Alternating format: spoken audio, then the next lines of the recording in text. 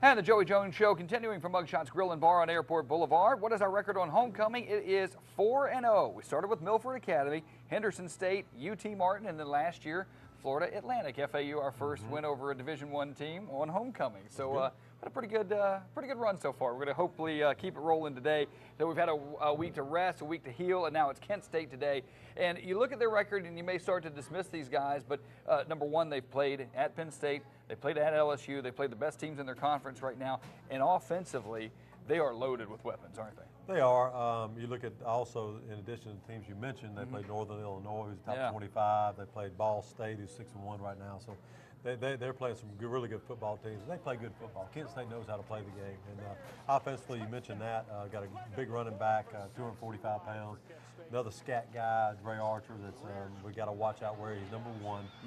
He's easy to find because he's probably the fastest guy on the field. And so there's two explosive guys on offense we got to be concerned about. Yeah, and I've got to imagine that they're just going to try to run the ball today until we can stop it. Is that an accurate assessment? I would think so, and that's what we're preparing for. We feel like that with that big back, that they're going to try to pound us, and I would think that'd be their plan. This is the same Kent State team that was down here for the GoDaddy.com Bowl just a couple of months ago, and how different is that team? They didn't lose some players, but they didn't seem to lose a whole lot of players from that team. Yeah, they lost some players, lost some key guys, but they're still a good football team. You know, when you win like that, and I think they went 10-2 or 10-3. I can't remember the exact record, but another 110 games.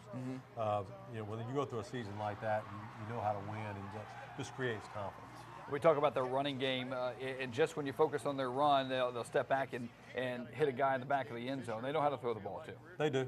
They do. We don't know which quarterback's going to play. Their starter got hurt last week. We don't know who's going to be on the field today, but we're kind of prepared for both of them. And do you like having to prepare for both of them, or does it matter? I mean, tell me the difference between those two quarterbacks. Well, a situation like this, they're both very similar. They're not different style quarterbacks, so it's really not a lot to prepare in a different way for our defense. So thank God that they're both very similar quarterbacks. So defensively, how do we stop them? What do we do? Do we do anything different today? It's the same old thing. We got to stop the run, and we start with that. We're going to be in pretty good shape. But if we don't stop the run, it's going to be a long day.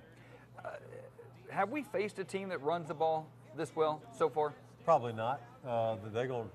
Most of the teams we played, other than West Kentucky, they really established the run. But most of the teams in our conference teams we've been playing have been kind of spread teams, to be honest with you. So they kind of pass first, run second.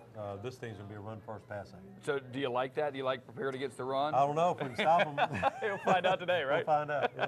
All right, so our best asset defensively, what do you think, when you look at what we've done on the defensive side of the ball, what do you say, you know what, I really liked how this has improved, or I really like this part of our game? Well, I think the defensive front has come along. I think they're playing hard, getting after it. We got some seniors up there. So I would think that would be the best part of our defense. I think we have guys that are mature and understand what it takes. And so my challenge is to those guys up front to control the front. Yeah, and we'll see how they do. So we'll learn more about that Kent State defense coming up in just a couple of minutes. We'll talk about how we attack them on our side of the ball. But right now, let's talk about a guy on our defense. Was a pretty good player offensively as well in high school, and he says he's trying to get on the offensive side of the ball. You know who we're talking about? Malik Harris. Malik, oh. Yeah. He says he can. With that run back against Tennessee, we were going to put him a running back the next day, but defense coach didn't like that too much. Well, he says he can play offense. He can.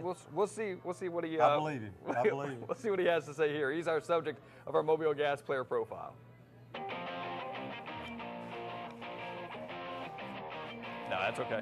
I guess call me a little Swiss Army knife. I'm trying to fit in wherever I can. They got me playing multiple positions, learning different things and whatnot. But I'm just trying to do whatever I can to help keep us winning.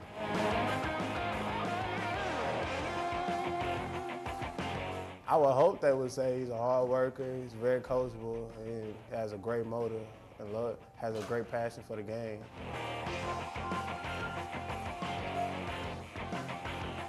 I be trying to get the coach to line me up a receiver, but they won't do it. I feel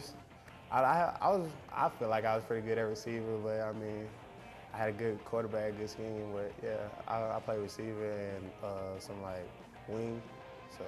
Try to hop in there sometimes. They just like tell me what to do on this play. But like, nah, I don't want to get in trouble. So.